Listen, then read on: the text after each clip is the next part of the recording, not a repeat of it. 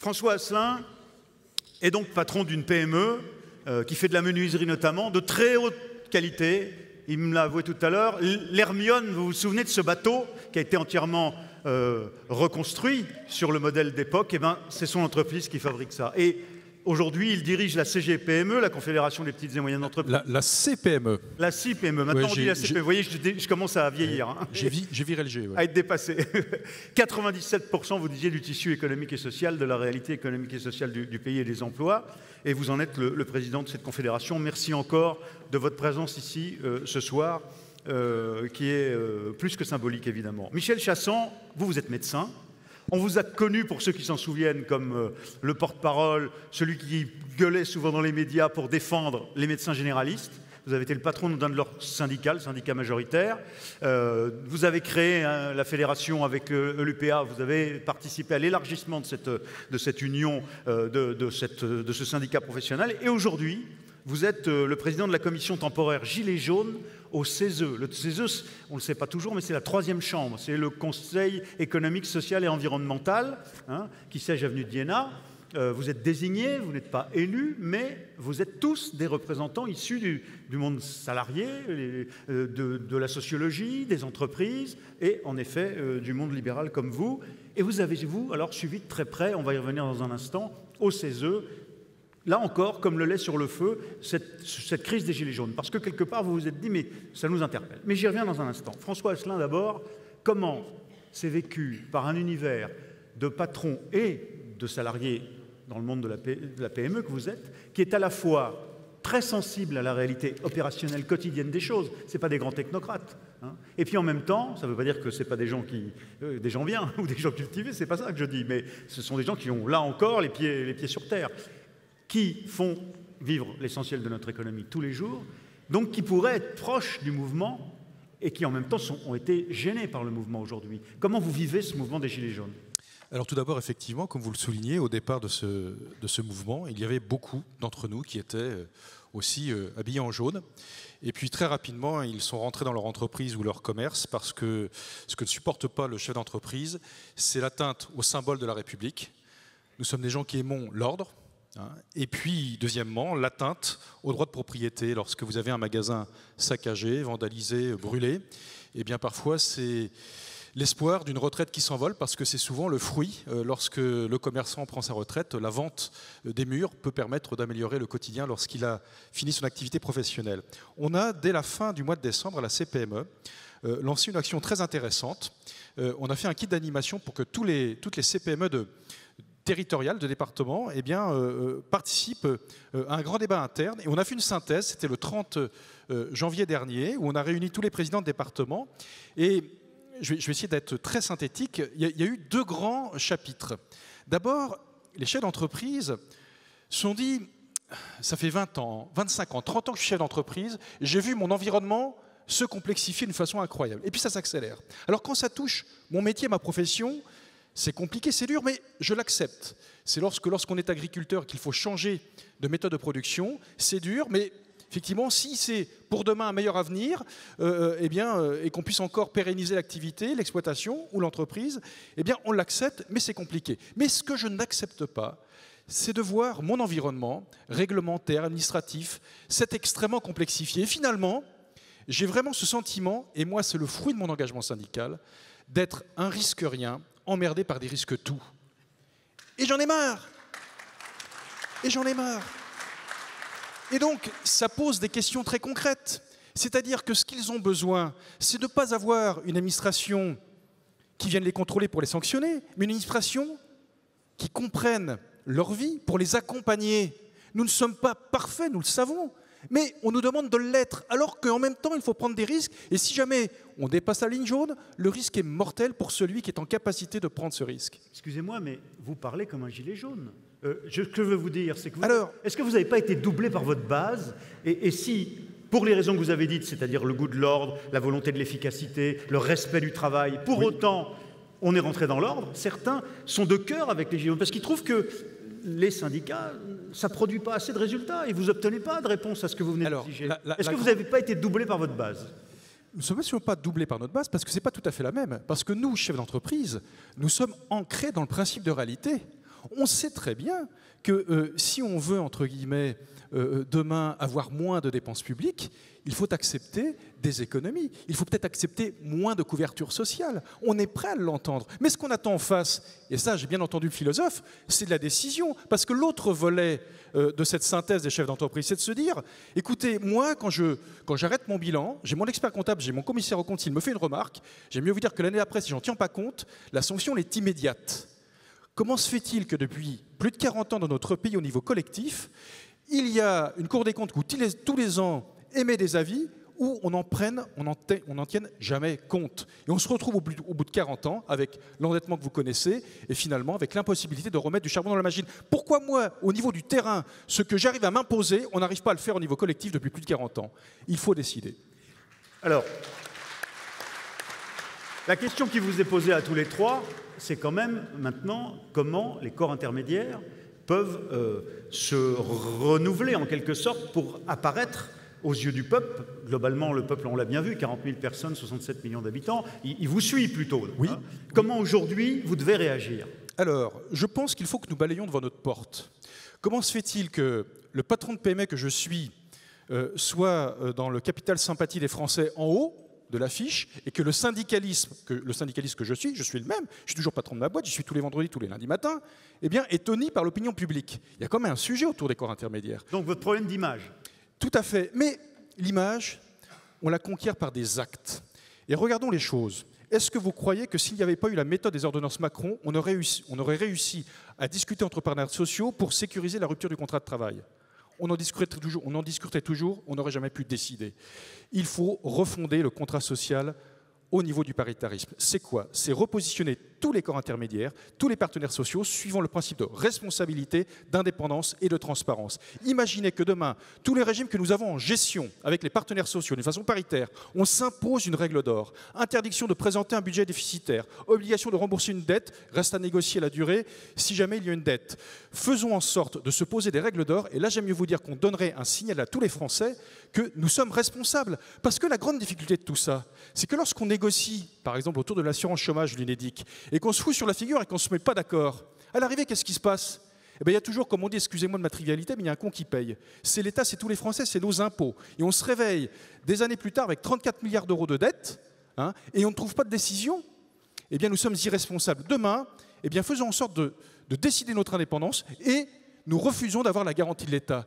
J'aime mieux vous dire qu'entre partenaires sociaux, si on ne se met pas d'accord et que derrière, on ne peut pas verser les indemnités chômage, eh bien là, je peux vous dire que ça va mettre tout le monde rapidement dans le principe de réalité. C'est ce qui se passe d'ailleurs, je fais vite un petit aparté, sur les retraites complémentaires Agirc-Arrco, où nous n'avons pas le droit d'emprunter et où, entre partenaires sociaux, nous avons bien réussi, il y a quelques années, à trouver un accord. Merci pour cette proposition très précise. On l'a bien noté, je ferai réagir peut-être nos deux experts tout à l'heure. Michel Chassan, alors, le CESE, d'emblée, dès le début, la fin novembre et le début décembre, vous avez pris la mesure de ce qui était en train d'arriver, vous le sentiez, vous faites partie de ceux qui disaient attention au pouvoir public et qui semblaient ne pas écouter, ou en tout cas ne pas réagir. Vous avez réagi tout de suite, parce que vous avez bien vu que la parole des corps intermédiaires, qui n'étaient plus écoutée par les pouvoirs publics d'une part, qui n'étaient pas prises au sérieux d'une part, était du coup, était remise en cause et engendrait ce résultat, c'est-à-dire la rue. Pourquoi est-ce que ça a été si sensible pour vous tout de suite? Alors, tout d'abord, le Conseil économique et social environnemental, c'est l'Assemblée, par définition, qui est celle qui représente les corps intermédiaires, la société civile, puisque vous avez à la fois les organisations syndicales de salariés, vous avez les organisations patronales, mais vous avez aussi les associations, vous avez le monde de l'environnement, vous avez les jeunes, vous avez également tout un tas de structures. Donc tous les corps intermédiaires sont représentés au sein du Conseil économique et social environnemental. C'est là où les choses se discutent. Alors, ça c'est le premier point. Le deuxième point, il faut quand même regarder les choses en face. Ce qui vient de se produire au mouvement des Gilets jaunes, c'est non seulement l'expression d'un mécontentement, certes, de la rue, de la base, du peuple, enfin, bref, avec toutes les précautions que M. le philosophe a exprimées tout à l'heure, fort bien d'ailleurs, eh bien, cette expression, elle s'est exprimée sans les corps intermédiaires? C'est bien ça le sujet. Et ça doit quand même nous amener à nous interroger. Donc, au CESE, on s'interroge depuis longtemps sur ce qu'on appelle la participation citoyenne. Et donc, cette participation citoyenne, parce que notre rôle, c'est de conseiller le gouvernement et le Parlement en produisant nos outils, c'est les avis. C'est-à-dire, on donne un avis avec des préconisations, et ces préconisations sont soumises au gouvernement et au Parlement, eh bien, ils les utilisent ou ne les utilisent pas. Globalement, il faut bien dire qu'ils ne les utilisent pas suffisamment, on va le dire, hein, très clairement. Bon. Eh bien, depuis longtemps, on s'interroge à cette histoire de participation citoyenne, et donc, on a toujours voulu associer les citoyens sous plusieurs formes. La première forme, c'est les pétitions citoyennes. Ces pétitions, ces fameuses pétitions qui étaient jadis forme de papier. On a même reçu des sacs entiers de papier au CESE en un temps. C'est pas si vieux que ça. Maintenant, évidemment, elles sont informatiques, elles sont numériques, elles sont par voie Internet. Ces pétitions, dès lors qu'elles dépassent le seuil des 500 000 euros, des 500 000, pardon, eh bien, elles doivent automatiquement faire l'objet d'une étude par le Conseil économique et social environnemental. Nous devons produire un avis et le soumettre au gouvernement avec des préconisations. Ça, c'est la première chose. Et donc, on l'a fait à plusieurs reprises. On l'a fait notamment sur les établissements aux personnes âgées. On l'a fait pour les déserts médicaux. C'est vous qui avez fait sur les EHPAD. Oui, on l'a fait sur la fin de vie, notamment, hein, sur comment on traite la fin de vie. C'est extrêmement douloureux, évidemment. La pauvreté des familles monoparentales. Exactement, le bien-être animal. Enfin bref, on est en train de travailler là-dessus. Deuxième innovation, on a mis en place une plateforme informatique citoyenne avec le but de tester un certain nombre de propositions. Alors ça, on l'a fait dans plusieurs expériences. D'une part, sur l'orientation des jeunes, nous l'avons fait également sur l'avenir du travail, en particulier l'avenir du travail chez les jeunes. C'est pas plus tard qu'en ce moment, puisqu'aujourd'hui même, on présentait un avis, aujourd'hui, qui a été adopté d'ailleurs par le Conseil, sur l'avenir du travail chez les jeunes. Je termine. Et donc, fort de ce travail, est arrivée une pétition, puisque tout est parti de là, hein. C'était concomitant au mouvement des Gilets jaunes, mais est arrivée une pétition qui dépassait largement toutes les pétitions, puisqu'elle a été signée par 1,2 million de signataires. Cette pétition, elle portait sur le prix, l'augmentation du prix du gasoil et l'augmentation du prix des carburants et les taxes afférentes. Elle était signée pas par n'importe qui, puisque c'est une certaine Ludowski, vous voyez ce que je veux dire, Priscilla de son prénom, qui depuis est devenue célèbre, puisqu'elle a été à l'origine, enfin une des personnes à l'origine du fameux mouvement des Gilets jaunes. Donc nous sommes saisis de cette pétition. Il se trouve qu'au même moment, il y avait le mouvement des Gilets jaunes qui s'exprimait tous les samedis, et donc nous sommes saisis de cette affaire. Et pour ça, on a décidé de le traiter de façon originale. Donc, de trois façons. Premièrement, on a mis en place une commission temporaire, comme on a l'habitude de le faire, qui regroupe donc tous les groupes du CESE. Il y en a 18. Et cette commission temporaire a eu une originalité, c'est qu'elle était enrichie. Enrichie comment? Par l'apport de citoyens tirés au sort. En effet, nous avons créé de façon temporaire, de façon éphémère, un groupe de citoyens tirés au sort au sein du CESE de 28 personnes. Alors, ces 28 personnes, on les a accueillis au CESE. Ils ont travaillé pour leur propre compte avec un certain nombre de séminaires, au cours de 3 séminaires, de week-end, puisqu'on voulait éviter d'avoir uniquement des retraités parisiens, donc on voulait avoir des gens originaires de partout et des gens qui étaient en activité. Et 5 d'entre eux ont été tirés au sort parmi ce groupe pour siéger dans la commission temporaire qui a travaillé en permanence sur le sujet qu'on a appelé « Fracture et transition, réconcilier la France ». Voilà. Donc on a mené cette expérience, et donc le bilan, parce que c'est ça qui compte. Pardonnez-moi, j'ai envie de vous dire, mais ça marche votre truc? Je veux dire, je m'explique. Voilà, alors, je réponds. Si ça avait marché, alors que vous êtes sincère, alors que vous avez vu venir la problématique, la revendication sur le gasoil, et vous avez lancé cette réponse à cette pétition, car en effet, les Gilets jaunes, qui ne l'étaient peut-être pas encore tout à fait, à l'époque, ont saisi cette opportunité. Et pourtant, ça n'a pas marché. Je me tourne vers vous aussi, parce que c'est une question. Le feu est parti quand même. Donc, en quoi est-ce que le CESE, ce type d'institution, parle et obtient un résultat des pouvoirs publics, et les corps intermédiaires sont finalement respectés par le peuple, par les gens, qui se disent « ça marche ». Ils sont venus signer chez vous, donc ça marche, mais comment vous entrez à nouveau dans la dynamique? C'est ça ma question. Notre objectif n'était pas d'arrêter le mouvement, on n'avait pas cette prétention-là. Notre problème, notre sujet, c'était d'essayer d'apporter des solutions au gouvernement, de proposer et de faire des préconisations au gouvernement dans le sujet fracture, dans le sujet transition, puisqu'on a un certain nombre de transition économique, transition numérique, etc.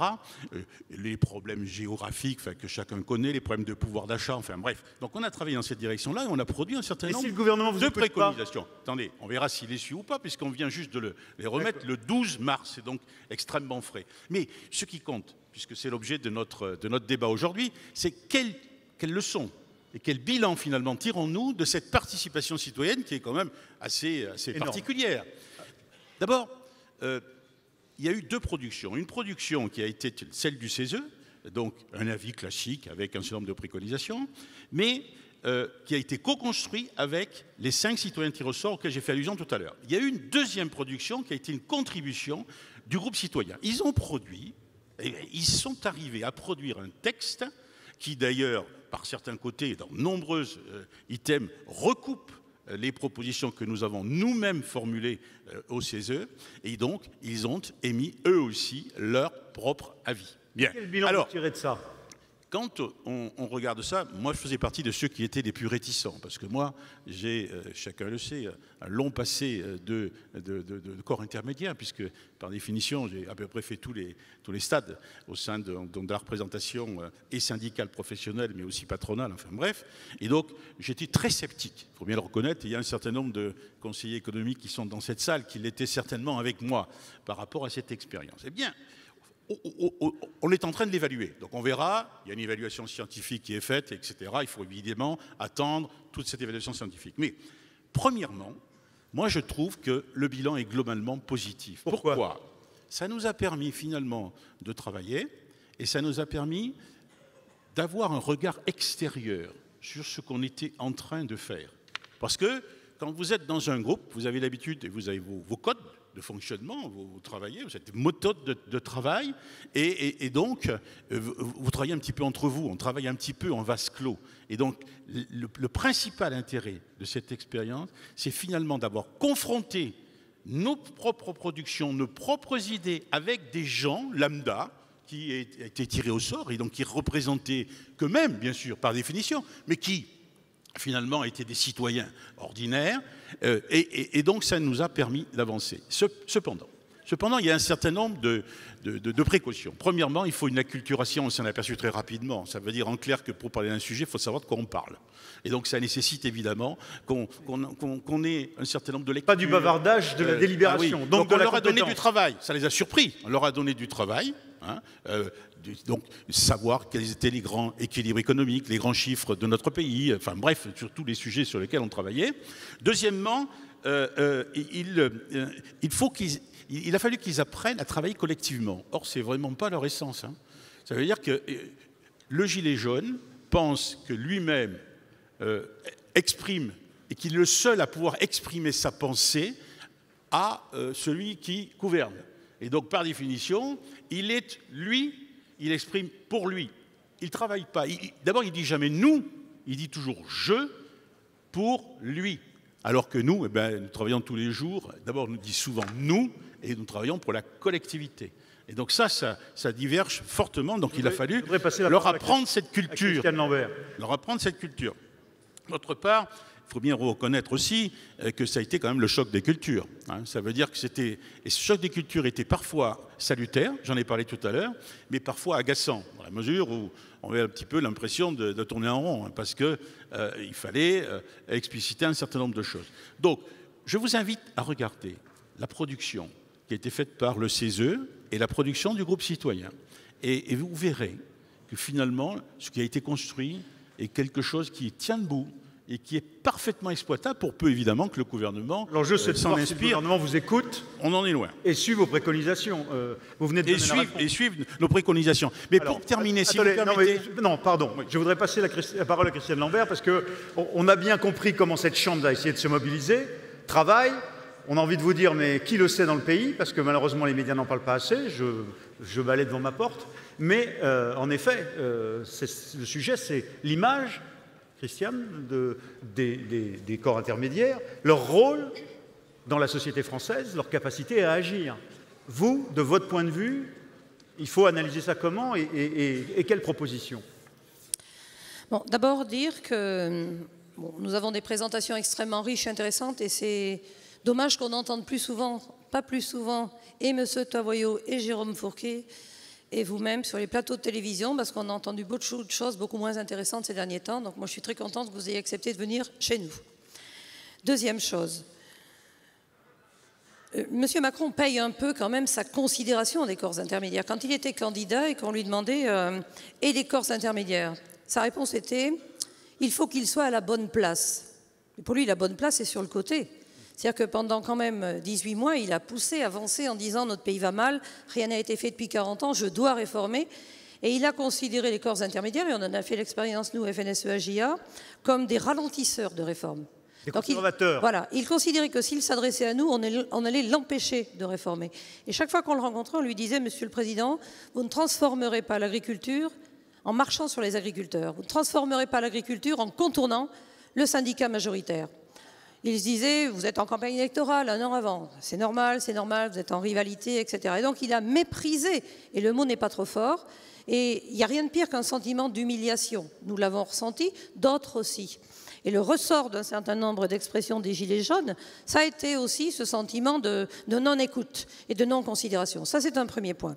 Ensuite, c'est vrai qu'il y a chez les Gilets jaunes aujourd'hui une crise de la représentation. Vous l'avez très bien dit, ne pas vouloir confier sa défense et sa représentation à quelqu'un d'autre. Le contraire de ce qu'on fait chez nous. Il y a même d'autres syndicats agricoles qui ont la culture du porte-parole. Nous, on a la culture du président. On les lit, on le mandate, on lui demande des comptes. On délibère et on vote, pas assez, j'ai entendu Eric, mais on vote et on porte une responsabilité, mais on assume cette responsabilité. Malheureusement, ça n'a pas été assez fort. Et la vraie difficulté, et puis la question c'était comment on les fait rentrer, c'est toute la question. Parce qu'on ne va pas pouvoir indéfiniment avoir au CESE des groupes experts ad hoc, mais différents du fonctionnement classique, qui se réunissent pour traiter le sujet. On ne va pas pouvoir avoir un président de la République qui passe 3 jours par semaine à aller faire des grands débats, à trucmuche les oies et puis le lendemain à trifouiller les hirondelles, parce qu'il veut aller au contact direct. C'est-à-dire que le reproche qui est fait aux Gilets jaunes de ne pas accepter la représentation et donc le corps intermédiaire entre le décideur et les personnes et le peuple. Eh bien, s'il continue comme ça, à aller lui-même au grand débat, il ne permet pas qu'on rentre à nouveau dans un système où les corps intermédiaires sont mandatés par des gens qui les élisent, ou qui les mandatent, ou qui adhèrent à leur association. Vous avez l'occasion de lui dire Bien sûr, aussi directement que ça. Oui, tout à fait. Je le lui ai dit à plusieurs reprises. Et je lui ai même présenté notre belle carte verte en disant « Voyez cette belle carte, Monsieur le Président ». Il a dit « Waouh, comment avez-vous fait ?» Mais pas comme vous, Monsieur le Président. On a fait notre grand débat avant. Nous, on fait notre grand débat permanent. Vous connaissez la maison, on a des élus, on est président dans une commune, dans un canton, etc. On porte et on assume la délégation. Par contre, oui, c'est vrai qu'il faut aussi peut-être regarder ce qu'on n'a pas suffisamment bien fait. C'est tout notre travail aussi.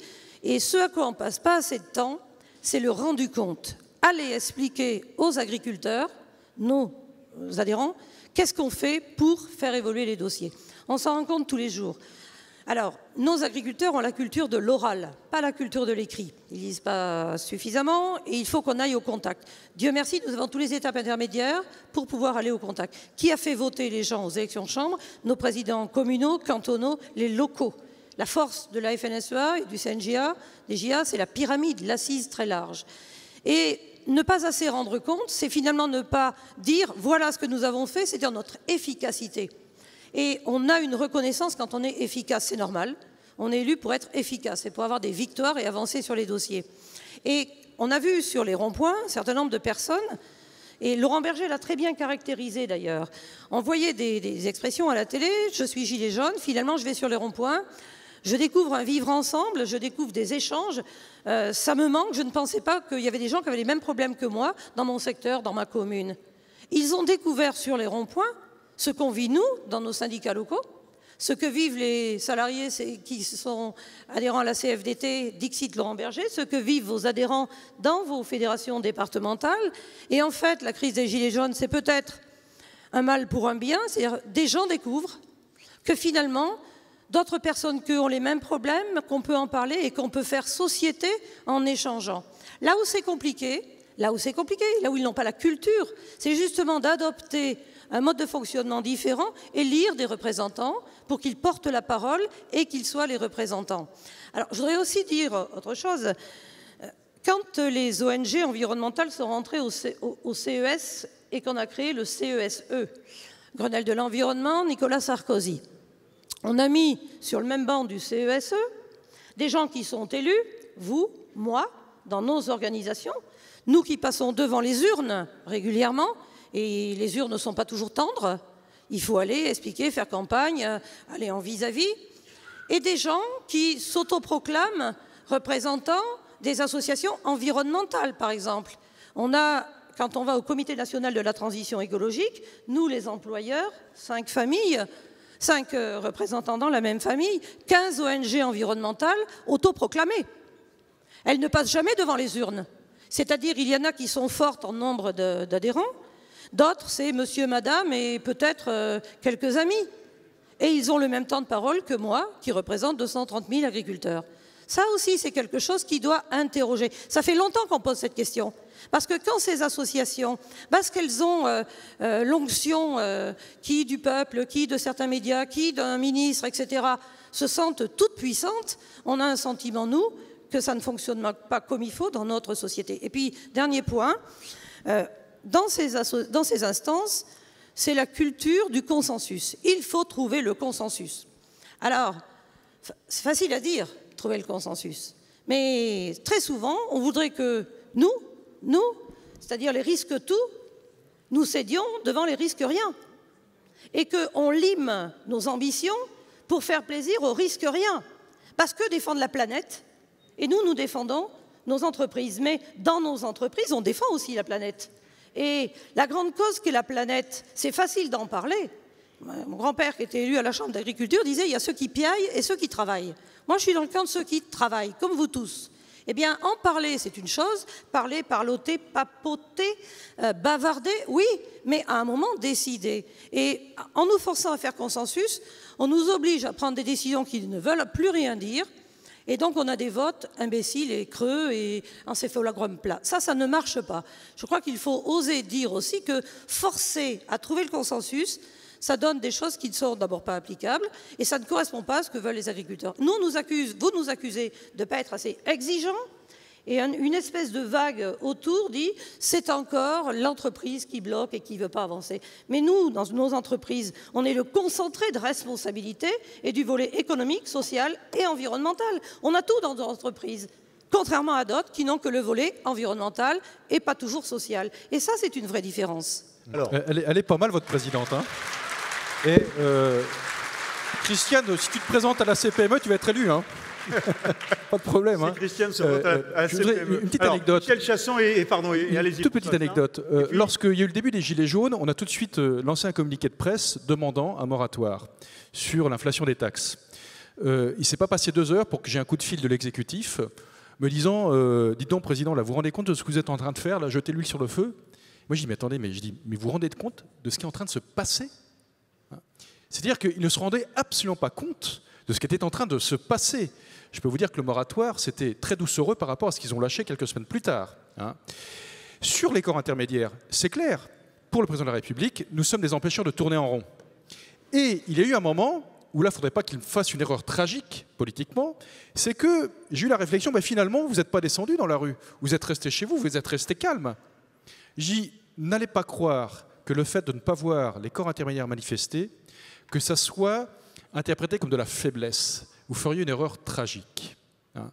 Donc ce que nous attendons maintenant, c'est que tout cela, effectivement, sorte sur des décisions, sachant qu'évidemment, on ne peut pas faire plaisir à tout le monde. Hein. Et puis je voudrais en profiter, parce qu'après je pense que la table ronde va se clore, d'abord pour saluer tous les agriculteurs des Deux-Sèvres, mon département, voilà.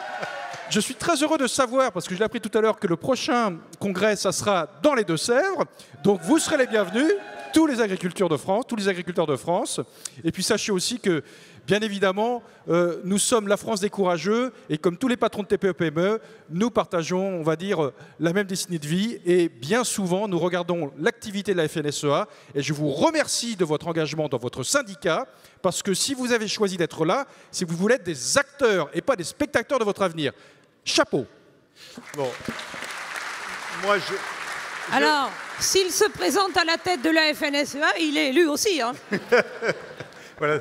Alors, en l'occurrence, rassurez-vous, je ne vais pas me présenter à la tête de la FNSEA. Moi, je salue les gens d'Auvergne, et en particulier du Cantal, n'est-ce pas, Christiane? Bien, non, simplement, 2 mots, si vous le permettez. 1, le consensus, vous avez raison, Christiane. On demande beaucoup de choses, et tout en même temps, en ayant, par exemple, à cœur de bien diviser les choses. En clair, quand on voit qu'une organisation n'est pas d'accord avec soi-même, quand on est au gouvernement, eh bien, on reconnaît représentatif une autre organisation. Vous voyez ce que je veux dire? Ça existe. Bien. Bon. Deuxièmement, le consensus, nous on sait quand même, c'est peut-être un des mystères du CESE, c'est on sait le construire et il arrive très souvent qu'on arrive à faire des avis qui sont consensuels et qui méritent d'être pris en considération parce que quand autant d'organisations qui pensent strictement l'inverse sur bien des sujets arrivent à se mettre d'accord sur un certain nombre de points, c'est quand même quelque chose qu'il faut noter. Ce que je voulais dire en conclusion, c'est qu'il ne faut pas opposer démocratie représentative et démocratie participative. Tout ceci est complémentaire. C'est un problème d'organisation et c'est un problème de dosage. Il faut évidemment que la démocratie représentative ait toute sa place, qu'elle soit prépondérante, qu'elle soit le socle évidemment de tout cela. Mais il ne faut pas forcément s'interdire d'une certaine dose de démocratie participative et je pense qu'il faut que les uns et les autres nous y réfléchissions. Vous avez presque mis en colère Pierre-Henri Tavoileau. Je pense aussi que le sujet dépasse largement le problème politique pur, au sens politique du terme. Il touche aussi nos organisations. Ils doivent nous amener à nous interroger. Vous l'avez dit tout à l'heure, il y a quand même un recul, un certain recul d'engagement. Pas chez vous, vous avez de la chance. Malheureusement, quand on voit bien d'autres corps sociaux, on assiste à un désengagement. Les adhésions se font de plus en plus rares. La participation au scrutin est de plus en plus rare également. On voit et on obtient régulièrement des baisses de la participation. Il faut donc que nous nous interrogions. Attendez, d'une façon générale, enfin, bon, je ne vais pas parler de ceux qui ne sont pas là. On va pas parler de ceux qui ne sont pas là. Mais il y a, dans certaines organisations, écoutez, regardez le taux de participation aux élections chez les salariés. Merci, Michel Chassan, pour cet donc, élément. Il faut s'interroger. Un mot à Jérôme Fourquet, non. Pierre-Henri Tavoileau, en conclusion de cette table ronde. Je voudrais quand même vous citer une intervention de la salle. Être élu dans les réseaux, FNSEA, on pourrait mettre tous les noms des syndicats, finalement, c'est d'avoir une responsabilité pour ceux qui nous ont élus. Sans les électeurs locaux, on ne serait rien. C'est bien de le rappeler, parce qu'au fond, c'est ça la clé de tout. C'est-à-dire ne pas oublier ceux pour qui que l'on sert, quoi. Je pense qu'aujourd'hui, c'est l'objectif, défendre la démocratie représentative. C'est vraiment l'impératif majeur, parce qu'elle est dénigrée. Elle est prise entre deux feux. Démocratie, il y a démos et il y a kratos. Toutes les critiques de la démocratie, c'est soit on dit il y a trop peu de démos, soit on dit il y a trop peu de kratos. Quand on dit il y a trop peu de démos, il faut mettre du démos, mais contre le pouvoir. Et cette démocratie-là, c'est la démocratie qui empêche. Elle n'agit pas, elle empêche. C'est pour ça que je suis un peu réticent à l'égard de la démocratie participative, même de mixte, parce que je trouve qu'on est là dans une démocratie qui empêche, qui éloigne le peuple de la maîtrise de son destin. Ça me paraît dramatique. Merci. De l'autre côté, si vous mettez trop de kratos et que vous oubliez le démos, ça s'appelle les démocraties illibérales. C'est-à-dire l'idée que finalement, nous savons ce que veut le peuple, nous savons très bien, on peut prendre des libertés avec les libertés, si je puis dire, et tout sera beaucoup plus efficace parce que nous réaliserons le bonheur et la prospérité du peuple. C'est la promesse de la démocratie illibérale. Entre les deux, vous avez la démocratie libérale. Notre régime qu'il faut défendre, parce que ce régime-là est le régime qui doit viser l'efficacité tout en ayant la représentation, et ça a un mot, la médiation. C'est-à-dire qu'il faut qu'entre le peuple et le pouvoir, il y ait des médiateurs. C'est le nom des journalistes, les médiateurs, les médias, qui doivent faire ce travail, c'est le nom des corps intermédiaires, c'est tous ceux qui se permettent au peuple de penser ce qu'il pense et ce qu'il doit penser. Et ça, c'est pas évident, c'est pas l'opinion spontanée, c'est la fidélité du peuple avec son passé et le projet pour l'avenir. Merci. Jérôme Fourquet. Merci. Juste pour abonder sur ce qui vient d'être dit, sur le côté un peu magique de cette démocratie participative qui permettrait de tout régler, je prendrai juste un exemple et 2 chiffres. Vous savez qu'il y a eu le grand débat, a été notamment canalisé par la plateforme numérique qui a été mise en place par le gouvernement, qui s'est félicité d'avoir plus de 1 500 000 contributions, pas forcément contributeurs, donc il y a plusieurs centaines de milliers de contributeurs. Donc il y avait des plages de libre expression, puis aussi il y avait des questions fermées auxquelles ils pouvaient répondre comme dans un sondage. Alors je vous donne juste 2 chiffres. Il y avait une des questions qui était est-ce que vous avez la possibilité ou pas d'avoir un moyen de transport alternatif à la voiture, hein, et cette délibération, elle est organisée à l'issue du mouvement des Gilets jaunes, ou en réaction. Vous avez 36% des répondants à cette consultation qui ont dit oui, moi j'ai des possibilités de faire autrement qu'avec ma voiture, et 19% des répondants qui ont dit moi je ne me sers pas de voiture. Donc on a quasiment 60% des gens qui ont répondu à cette consultation qui peuvent se passer de la voiture dans une consultation qui doit répondre à la crise des Gilets jaunes dont on a vu tout à l'heure que c'était d'abord... Ce que vous nous dites, c'est que les règles sont un peu faussées et que, non, que les gens qui ont moins rigoureux le participatif que le représentatif. C'est moins rigoureux que le sondage de l'IFOP. Non, ça c'est clair.